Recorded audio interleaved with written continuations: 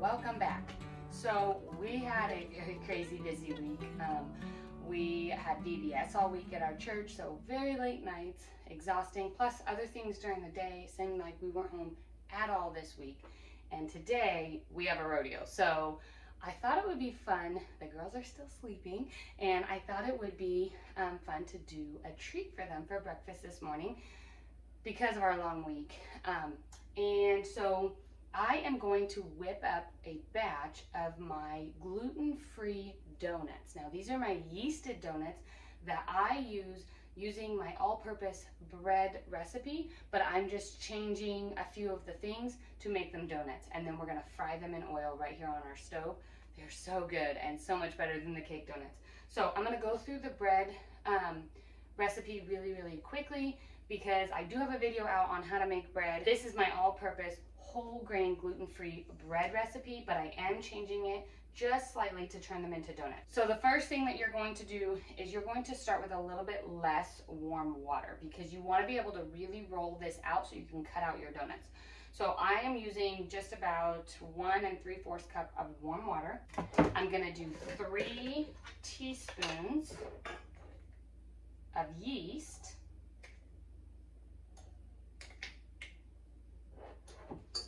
And instead of honey this time, which I will put the link to my bread recipe in the description. If you have made it before, if you have followed it before, you know that I use honey as the sweetener. I'm gonna go ahead and use a 1/2 cup of pure maple syrup. I get my maple syrup from Tamarack Farms, which is out of New Hampshire. And it's sweet friend of mine, Kristen, on Instagram. You can find her there and order there. This isn't her bottle. I just buy it by the gallon, so I pour it into one of these to make it easier and for storage. Okay, now you're gonna turn your mixer on. And you're going to let that proof for just a few minutes. While that's proofing, I have gone ahead and already measured out my blended flour. So you can start with a whole grain and then blend, which I recommend doing mostly because of the health benefits of that, or you can buy gluten-free flour already blended. I'm using sorghum flour and brown rice flour in this recipe, plus tapioca starch. The tapioca starch I just buy already blended, but you can blend up or use a grain mill for brown rice and for sorghum grain, and you get incredible health benefits of doing that right before you're going to mill it, or right before you're going to use it if you mill it right before. So I've already measured that out. You're gonna wanna use a kitchen scale to measure them out. So I have 280 grams of brown rice flour in here, 100 grams of sorghum flour, and 120 grams of tapioca starch. I will have a printable recipe over on the blog, so that link is in the description. Okay, so now you're going to put in 1 teaspoon added to your dry ingredients of baking powder.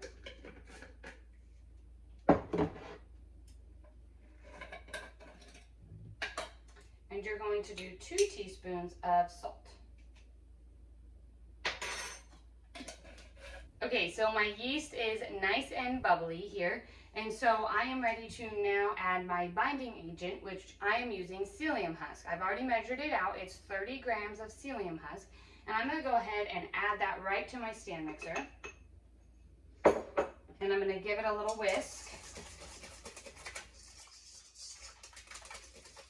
And let it sit there for just a second while it gels up a little bit. Now you need some form of a binding agent when you're making gluten-free bread products. So that can be psyllium husk, xanthan gum, or gur gum. Psyllium husk is by far the healthiest and has the most health benefits, and so I love being able to use that in this recipe. I do want to note that not all psyllium husk is the same, so I use a psyllium husk powder that's already blended. And I've used quite a few different brands, and it does not turn my product out the same. All the brands don't. So the ones that I have tried and that have been successful is the Now brand and the Anthony's brand. Those are the 2. There may be more, but I have tried other brands and they have made my bread products turn out in a grayish type color and very dense.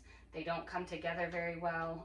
It doesn't do the job that I'm looking for it to do. So I would highly recommend sticking with the Now brand or the Anthony's brand. Okay, now I'm gonna go ahead and add in 1 stick of melted butter. You can use 5 tablespoons of avocado oil or any kind of cooking oil of choice if this needs to be dairy-free. Then I'm gonna go ahead and put in 2 tablespoons of apple cider vinegar.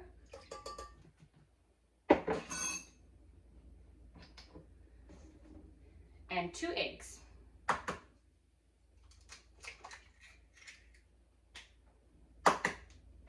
Now I can add in my dry ingredients.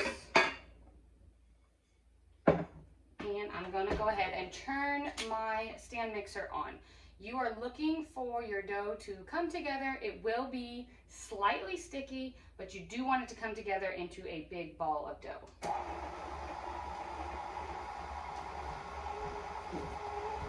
Okay, so I have floured very, very well with brown rice flour on my counter here, and now it's time to roll out your donuts. So I'm gonna go ahead and plop my dough right onto the counter. And as you can see, it is very, very sticky. I have more brown rice flour here. I'm just gonna sprinkle this right onto the top and let it set for just a second. It'll absorb more of this brown rice flour, which will make it easier for you to work with. Now, how I'm going to roll these out is I'm going to use, I'm very fancy around here, I'm going to use a wide mouth ring, canning ring, and then I just have a cookie cutter that is like the shape of a flower. That's the perfect scent for a center hole. If you have just a round one, you can use that. Really find anything you can to cut them out. Behind me, you can't really see, and my hands are messy, but behind me I have some baking sheets out here with a piece of parchment paper on it. I'm gonna roll this out and cut all of my donuts out, and I'll place them on the baking sheet.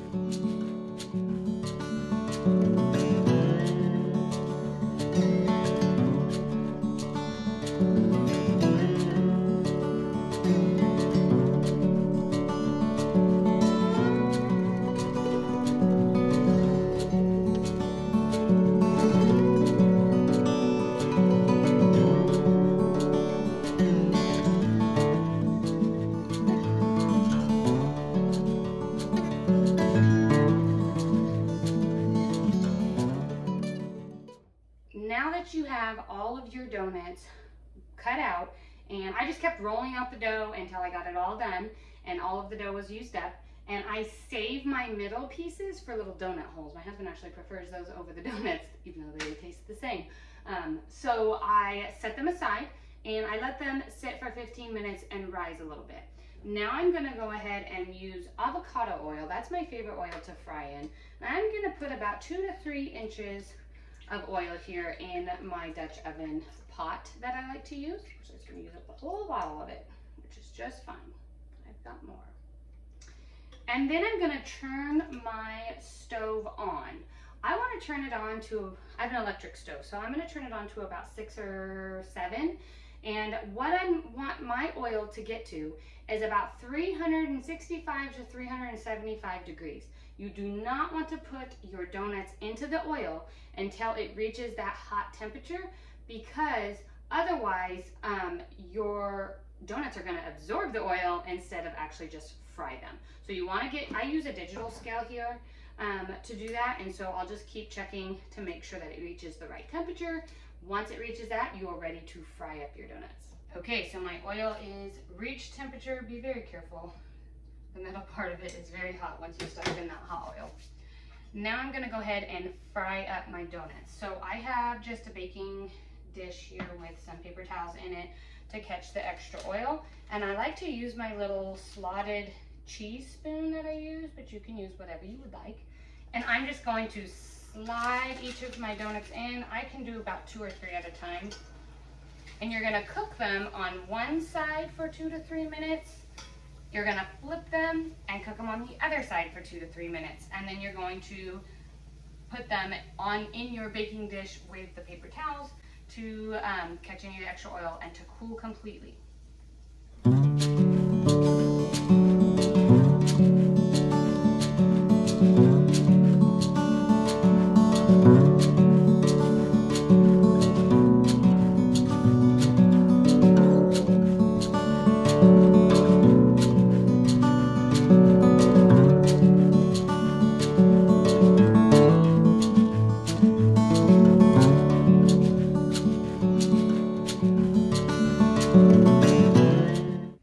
Okay, so while my donuts are cooling, I'm gonna whip up the glaze. So I put a couple different options of glaze over on the blog. So if you jump over there, you'll get to see, I have a maple glaze on there, this glaze that I'm going to do right now, and then I also have a chocolate glaze. So you can kind of do whatever you'd like on these and make them a different flavor. What I'm gonna do here is I'm gonna put in 2 cups of powdered sugar into my bowl. Now here is a tip. If you take sugar, you put 2 cups of sugar in your blender and 2 tablespoons of cornstarch, blend it up, and you have powdered sugar. No more need to buy powdered sugar from the store. Now I'm gonna do a little dash of vanilla, which is typically about a half a teaspoon, I don't measure, and then a splash of milk.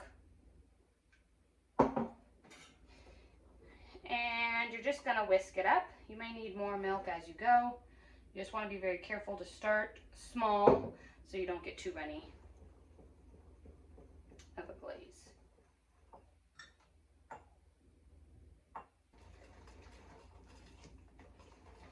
Okay, this is just the right consistency. You want it to be slightly runny, but not too watery. I use a wire rack here, but I'm just going to, you can use whatever you'd like, I'm just going to dip my donuts into my glaze and place them right there on the wire rack.